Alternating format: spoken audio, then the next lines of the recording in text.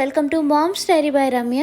ఈ రోజు వీడియోలోని ఇంట్లోనే అందుబాటులో ఉండే ఐటమ్స్ తోటే పిల్లలు ఇష్టంగా తినే రెసిపీస్ ని ఉదయాన్నే హడావిడి లేకుండా ఈజీగా చేసుకునేలా 5 రకాల రెసిపీస్ ని ఈ రోజు వీడియోలో షేర్ చేస్తున్నానండి. ఇంకా లేట్ చేయకుండా వీడియోని అయితే చూసేద్దాము. ఫస్ట్ రెసిపీని వచ్చేసి ఇంట్లో ఉండే దోస పిండితోనే చేసేద్దాము. దోస పిండికి సరిపడా కొద్దిగా సాల్ట్ వేసి అంతా కలిసేలా కలిపేసుకొని ఈ బౌల్ ని కొద్దిసేపు పక్కన పెట్టేసుకుందాము.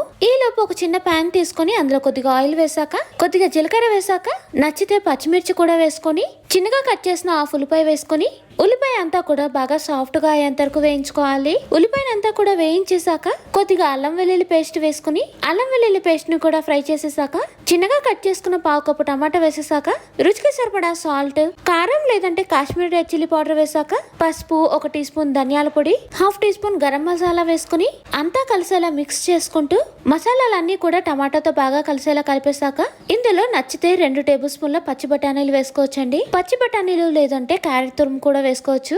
2 టేబుల్ స్పూన్ల పచ్చి బఠానీలు వేసాక 2 టేబుల్ స్పూన్ల వాటర్ వేసుకొని అంతా కలిసేలా కలిపేసుకొని టమాటా అంతా బాగా సాఫ్ట్ గా అయ్యేంత వరకు ఉడికించుకోవాలి. ఇలా టమాటా అంతా బాగా ఉడికిపోయాక చిన్న కప్పుతో 1 కప్పు వచ్చేలా పన్నీర్ తురుము వేసేసుకుని పన్నీర్ తురుము అంతా బాగా కలిసేలా కలిపేసుకుంటూ ఒక 2 నిమిషాల పాటు ఫ్రై చేసుకోవాలి. పన్నీర్ తో చేసిన ఈ స్టఫింగ్ ని చపాతీలో పెట్టి రోల్ చేసి కూడా బాక్స్ లో పెట్టుకోవచ్చు, లేదంటే చపాతీతో కర్రీలా కూడా తినొచ్చండి. పన్నీర్ అంతా బాగా దగ్గరికి ఫ్రై అయ్యాక కొద్దిగా కొత్తిమీర వేసుకొని అంతా కలిసేలా కలిపేసుకోవాలి. పన్నీర్ స్టఫింగ్ అయితే రెడీ అయిపోయింది కదా, దీన్ని పక్కన పెట్టేసుకొని స్టవ్ మీద ఉత్తప్పం వేసే ప్యాన్ కానీ లేదంటే నార్మల్ ప్యాన్ మీదే కొద్దిగా ఆయిల్ వేసుకొని స్ప్రెడ్ చేశాక వీడియోలో చూపిస్తున్నట్టు దోస పిండిని కొద్దిగా వేసాక మనం రెడీ చేసిన స్టఫింగ్ ని దోస పిండి మీద కొద్దిగా వేసేసుకోవాలి. ఇలా దోస పిండి మీద అంతా వేసేసాక పన్నీర్ స్టఫింగ్ మీద నచ్చితే కొద్దిగా చీజ్ ని కూడా తురిమి వేసుకోవచ్చు. చీజ్ ని తురిమి వేసేసాక పన్నీర్ స్టఫింగ్ కవర్ అయ్యేలా కొద్దిగా దోసపిండి బ్యాటర్ తో కవర్ చేసుకోవాలండి. ఇలా అన్నిటినీ కవర్ చేసేసాక 2 నిమిషాలు ఉడికించుకొని టర్న్ చేసి రెండో సైడ్ కూడా ఫ్రై చేసుకోవాలి. ఇలా 2-3 సార్లు టర్న్ చేస్తూ ఫ్రై చేసుకుంటుంటే పైన లేయర్ అనేది క్రిస్పీగా ఉంటుందండి. ఇలా క్రిస్పీగా ఫ్రై చేసుకుంటే అది ఎక్కువసేపు బాక్స్ లో కూడా బాగానే క్రిస్పీగానే ఉంటుంది. వీటిని అలా టర్న్ చేసుకుంటూ 2-3 సార్లు ఫ్రై చేసుకుంటే దోస పిండితోటి టేస్టీ రెసిపీ రెడీ అయిపోతుందండి. పన్నీర్ స్టఫింగ్ వేసి చేసిన ఈ దోస ఉత్తప్పంని ఎటువంటి చట్నీ లేకుండానే ఓన్లీ వీటితోనే తినేయొచ్చండి, అంత బాగుంటుంది. ఇది ఈవినింగ్ స్నాక్స్ లోకి కానీ లేదంటే మార్నింగ్ బ్రేక్ఫాస్ట్ లోకి టిఫిన్ బాక్స్ లోకి ట్రై చేయొచ్చండి. అన్ని బాగా ఫ్రై అయ్యాక ప్లేట్ లోకి పెట్టేసుకుని అవి కొద్దిగా చల్లారాక హాఫ్ గా కట్ చేసేసుకుందాము. హాఫ్ గా కట్ చేసేసుకుంటే చూడటానికి ఇలా ఉంటుందండి. ఈ రోజు బాక్స్ లోకి వాటర్ మిలన్ పీసెస్ తో పాటు మనం రెడీ చేసిన పన్నీర్ స్టఫింగ్ దోస ఉత్తప్పం పెట్టేసుకోవాలి. కలర్ఫుల్ గా టేస్టీగా ఫస్ట్ డే బాక్స్ అయితే రెడీ అయిపోయింది. ఇంకా సెకండ్ డే టిఫిన్ బాక్స్ లోకి 1 పాట్ రెసిపీ చేసేద్దామండి. ఉడికించడానికి ఒక ప్యాను, వేయించడానికి ఒక ప్యాను అనే పని లేకుండా కుక్కర్ లో ఈజీగా చేసేయచ్చు. స్టవ్ మీద కుక్కర్ పెట్టుకుని అందులో కొద్దిగా ఆయిల్ తో పాటు 1 టేబుల్ స్పూన్ వరకు బటర్ వేసుకోవాలి. బటర్ మెల్ట్ అయ్యాక 2 చిన్న సైజు ఉల్లిపాయల్ని చిన్నగా చాప్ చేసుకుని కుక్కర్ లో వేసేసాక నచ్చితే పచ్చిమిర్చి వేసుకోవచ్చండి, లేదంటే స్కిప్ చేసేయచ్చు. ఉల్లిపాయలంతా కూడా బాగా సాఫ్ట్ గా అయ్యేంత వరకు వేయించుకోవాలి. ఈ ఉల్లిపాయలు వేగేలోపు మిక్సీ జార్ తీసుకొని అందులో 2 పెద్ద సైజు టమాటాలతో పాటు 10-12 వెల్లుల్లి వేసుకుని మెత్తగా గ్రైండ్ చేసేసుకోవాలి. ఇది గ్రైండ్ చేసే లోపు కుక్కర్ లో ఉన్న ఉల్లిపాయలంతా కూడా బాగా ఫ్రై అయిపోయాయి. ఇందులో గ్రైండ్ చేసిన టమాటా పేస్ట్ వేసాక రుచికి సరిపడా సాల్ట్ వేసాక 1.5 teaspoon Kashmiri red chilli powder, 1/4 teaspoon పసుపు, 1 టీ స్పూన్ ధనియాల పొడి వేసాక 3 టేబుల్ స్పూన్ల tomato ketchup, 1/4 teaspoon soya sauce వేసుకుని ఇవన్నీ కూడా బాగా కలిసేలా కలుపుకొని టమాటా పేస్ట్ అంతా కూడా బాగా దగ్గరకు వచ్చేంత వరకు కుక్ చేసుకోవాలి. ఇలా టమాటా పేస్ట్ అంతా బాగా దగ్గరకు వచ్చాక ఇందులో మనకి నచ్చిన వెజిటబుల్స్ వేసుకోవచ్చండి. నేను ఇక్కడ 1/2 కప్పు చొప్పున capsicum, carrot, sweet corn, beans వేసానండి. ఇందులో కావాలి అంటే చిన్నగా చాప్ చేసిన బ్రోకలీ కానీ క్యాబేజ్ కానీ వేసుకోవచ్చండి. వెజిటబుల్స్ అన్ని వేసేసాక అంతా కలిసేలా కలుపుకుంటూ 1 నిమిషం పాటు ఉడికించుకోవాలి. ఇందులోనే ఇంట్లో మనకి అందుబాటులో ఉండే 1 కప్పు పాస్తాను వేసుకోవాలి. 1 కప్పు పాస్తాకి 1 కప్పు వాటర్ వేసుకుని అంతా కలిసేలా కలిపేసుకుని మూత పెట్టి మీడియం ఫ్లేమ్ లో 2 విజిల్స్ వేయించుకోవాలి. 2 విజిల్స్ వేయించుకుంటే చాలు, పాస్తా అంతా కూడా బాగా ఉడికిపోతుంది. పాస్తాని ఇలాగే డైరెక్ట్ గా చల్లారిన తర్వాత బాక్స్ లో వేసుకోవచ్చండి. లేదు పిల్లలకి చీజ్ ఫ్లేవర్ ఇష్టం అనుకుంటే మాత్రం కొద్దిగా కొత్తిమీరతో పాటు తురిమిన చీజ్ కూడా వేసేసాక కొద్దిగా ఆరిగానోతో పాటు నచ్చితే రెడ్ చిల్లీ ఫ్లేక్స్ కూడా వేసుకొని 1 నిమిషం మూత పెట్టేసుకుంటే ఈజీగా 1 పాట్ పాస్తా రెసిపీ రెడీ అయిపోతుంది. ఈ పాస్తా చల్లారిన తర్వాత కూడా పొడి పొడిగానే ఉంటుందండి. ఏమీ స్టిక్కీగా ఉండదు కాబట్టి పిల్లల బాక్స్ లో కూడా తినడానికి ఇష్టపడుతుంటారు. ఈ రోజు బాక్స్ లోని కొద్దిగా పాస్తా వేసేసాక పిల్లల బాక్స్ ఓపెన్ చేయగానే చూడటానికి కలర్ఫుల్ గా ఉంటుందని కొద్దిగా చీజ్ కూడా తురిమి వేసేసాను. వీటితో పాటు క్యూకంబర్ స్టిక్స్ కూడా పెట్టేశాను. ఇలా ఈజీగా సెకండ్ డే బాక్స్ అయితే రెడీ అయిపోయింది. ఇంకా థర్డ్ డే బాక్స్ కోసం పిల్లలు ఎంతో ఇష్టంగా తినే శాండ్విచ్ చేద్దామండి. రూమ్ టెంపరేచర్ లో ఉన్న 1/2 కప్పు బటర్ లో 2-3 వెల్లుల్ని తురిమి వేసేసాక కొద్దిగా రెడ్ చిల్లీ ఫ్లేక్స్ కొత్తిమీర వేసి అంతా కలిసేలా కలిపేసుకుందాము. ఈ bread sandwich butter garlic flavour కోసం ఇదంతా చేస్తున్నామండి. ఒకవేళ గార్లిక్ ఫ్లేవర్ ఇష్టం లేదు అనుకుంటే ఈ ప్రాసెస్ స్కిప్ చేసేయచ్చు. ఈ బౌల్ ని పక్కన పెట్టేసుకుని వేరే బౌల్ లోని 2 టేబుల్ స్పూన్ల చొప్పున చిన్నగా చాప్ చేసిన క్యారెట్ తో పాటు ఉల్లిపాయలు, క్యాప్సికమ్, స్వీట్ కార్న్, టమాటా వేసేసాక పన్నీర్ ని చిన్న సైజ్ లో క్యూబ్స్ గా కట్ చేసుకుని 2 టేబుల్ స్పూన్లు వేసేసుకుని ఇందులోనే నచ్చితే 3-4 టేబుల్ స్పూన్ల చీజ్ ని తురుము వేసేసాక కొద్దిగా సాల్ట్ తో పాటు రెడ్ చిల్లీ ఫ్లేక్స్, ఆరిగానో, మిరియాల పొడి వేసి అంతా కలిసేలా కలిపేసుకుందాము. శాండ్విచ్ లోకి స్టఫింగ్ కూడా రెడీ అయిపోయిందండి. ఇప్పుడు 4 బ్రెడ్ స్లైసెస్ తీసుకొని ఆ బ్రెడ్ స్లైసెస్ అన్నిటి మీద కూడా ఇందాక కలిపి పక్కన పెట్టుకున్న బటర్ గార్లిక్ అంతా కూడా అప్లై చేసేసుకోవాలి. ఇలా అన్ని బ్రెడ్ స్లైసెస్ మీద అప్లై చేసేసాక మనం రెడీ చేసిన స్టఫింగ్ ని 2 బ్రెడ్ స్లైసెస్ మీద వీడియోలో చూపిస్తున్నట్టు పెట్టేసుకోవాలండి. ఒక సైడ్ అంతా కూడా స్టఫింగ్ పెట్టేశాక ఇంకో బ్రెడ్ స్లైస్ మీద చీజ్ స్లైస్ పెట్టుకోవాలి. ఇప్పుడు వీడియోలో చూపిస్తున్నట్టు బ్రెడ్ ని క్లోజ్ చేసుకుని ఒకసారి గట్టిగా ప్రెస్ చేశాక వీటి మీద రూమ్ టెంపరేచర్ లో ఉన్న బటర్ ని అప్లై చేసుకోవాలండి. శాండ్విచ్ ఎప్పుడు చేసినా సరే ఇలా బ్రెడ్ మీద బటర్ అప్లై చేసి ఫ్రై చేసుకోవటం వలన శాండ్విచ్ బాగా ఫ్రై అయ్యి ఎక్కువసేపు క్రిస్పీగా, క్రంచీగా ఉంటుంది.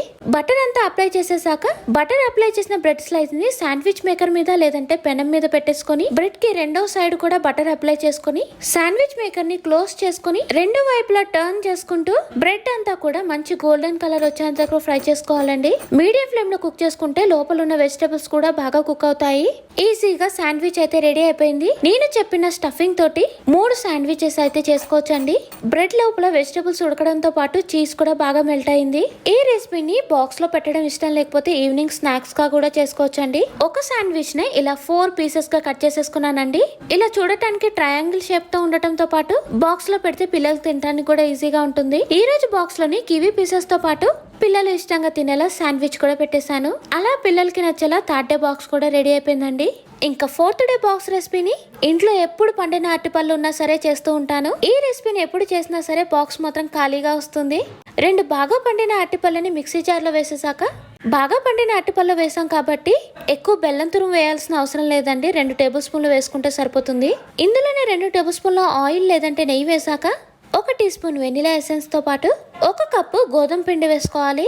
గోధుమ పిండి వేసేసాక 1 teaspoon baking powder, 1/4 teaspoon baking సోడాతో పాటు పించ్ ఆఫ్ సాల్ట్ వేసేసాక 3/4 కప్పు పాలని కొద్దిగా వేసుకుంటూ గ్రైండ్ చేసుకోవాలండి. పాన్ కేక్ బ్యాటర్ ఈ కన్సిస్టెన్సీలో ఉంటే పాన్ కేక్స్ పాన్ మీద ఈజీగా స్ప్రెడ్ అవుతాయి. గ్రైండ్ చేసిందంతా కూడా బౌల్ లోకి వేసేసుకుని పాన్ మీద కొద్దిగా నెయ్యిని అప్లై చేసి ఈ బ్యాటర్ తోటి మనకి నచ్చిన సైజు లో పాన్ కేక్స్ వేసుకోవచ్చండి. పాన్ కేక్ బ్యాటర్ వేసాక ఇలా బబుల్స్ లా వచ్చిన తర్వాత టర్న్ చేసుకుని రెండో సైడ్ ఫ్రై చేసుకోవాలి.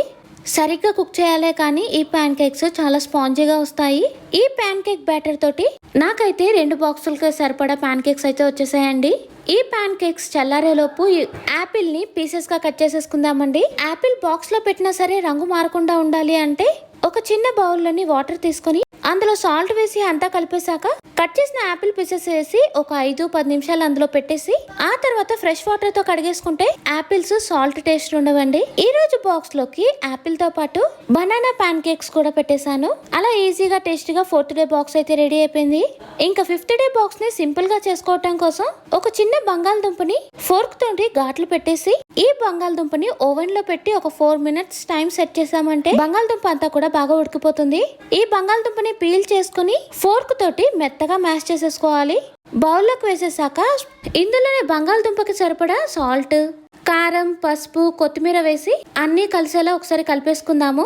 ఇలా ఈజీగా పొటాటో స్టఫింగ్ అయితే రెడీ అయిపోయింది కదా. ఈ బౌల్ ని పక్కన పెట్టేసుకుని చపాతీ పిండిని తీసుకుని గోధుమ పిండి స్ప్రింకిల్ చేసుకుంటూ రౌండ్ గా ప్రెస్ చేసేసాక వీడియోలో చూపిస్తున్నట్టు ఒక సైడ్ హాఫ్ గా కట్ చేసుకొని ఒక సైడ్ అంతా మనం రెడీ చేసిన పొటాటో స్టఫింగ్ పెట్టేశాక వీడియోలో చూపిస్తున్నట్టు ఇంకో సైడ్ కొద్దిగా నెయ్యి, సాల్ట్, కొద్దిగా కారం, జీలకర్ర పొడి, చాట్ మసాలా వేసి స్పూన్ తోటి వీడియోలో చూపిస్తున్నట్టు ఒక సైడ్ అంతా కూడా అప్లై చేసాక ఈ రెండిటికి ఇంకో సైడ్ పన్నీర్ తురుముని వేసేసుకోవాలి. పన్నీర్ తురుముకి ఇంకో సైడ్ చాలా చిన్నగా చాప్ చేసిన ఉల్లిపాయలతో పాటు కొత్తిమీర కూడా వేసేసుకుని ఈ చపాతీని వీడియోలో చూపిస్తున్నట్టు ఒకదాని తర్వాత ఒకటి ఫోల్డ్ చేసేసుకోవాలి. ఇలా 4 టైమ్స్ ఫోల్డ్ చేసేసాక దీని మీద కొద్దిగా గోధుమ పిండి వేసుకుంటూ చపాతీ కర్రతోటి కొద్దిగా ప్రెస్ చేసేసాక దీని మీద కొద్దిగా కలోంజీ సీడ్స్ లేదంటే నువ్వులు స్ప్రింకిల్ చేసుకుని కొత్తిమీర కూడా స్ప్రింకిల్ చేశాక చపాతీ కర్రతోటి ఒకసారి ప్రెస్ చేసేసుకుందాము. ఈ ప్రాసెస్ లో చేయటం వల్ల మనకి స్టఫింగ్ అనేది బయటకు రాదండి. ఇంకా ఉదయాన్నే ఈ ప్రాసెస్ లో చాలా ఈజీగా చేసేసుకోవచ్చండి. ఇలా రెడీ చేసిన పరాతాన్ని పెనం మీద వేసుకొని ఒక సైడ్ ఒక 30 సెకండ్స్ ఫ్రై చేశాక టర్న్ చేసుకుని ఇంకో సైడ్ కూడా ఒక 30 సెకండ్స్ ఫ్రై చేశాక నెయ్యిని వేసుకుంటూ రెండు వైపులా కూడా కొద్దిగా క్రిస్పీగా అయ్యేంత ఫ్రై చేసుకోవాలి. ఉదయాన్నే బాక్స్ లోకైనా లేదంటే సాయంత్రం స్నాక్స్ లోకైనా సరే ఈ 4-in-1 పరాతాని చాలా ఈజీగా చేసేయచ్చు. ఈ రోజు బాక్స్ లోకి హాఫ్ గా కట్ చేసిన పరాతా పెట్టేశాక ఇలా డ్రై ఇంగ్రీడియంట్స్ పిల్లల బాక్స్ లో ఎప్పుడు పెట్టినా సరే ఇంటికి వచ్చిన తర్వాత సాంబార్ లేదంటే ప్రోటీన్, ఫైబర్ ఉండే ఫుడ్ ని పెట్టడం వల్ల పిల్లలకి కావాల్సిన పోషకాలు అందుతాయి. పిల్లలకి నచ్చినవి బాక్స్ లో పెట్టినట్టు కూడా ఉంటుంది. ఈ రోజు వీడియోలోని షేర్ చేసిన రెసిపీస్ అన్ని కూడా మీకు నచ్చినట్టయితే వీడియోని తప్పకుండా లైక్ చేసి మీ ఫ్రెండ్స్ అండ్ ఫ్యామిలీ మెంబర్స్ కి షేర్ చేయండి. ఇంకో మంచి వీడియోతో మళ్ళీ కలుద్దాం. Thank you for watching. Bye bye.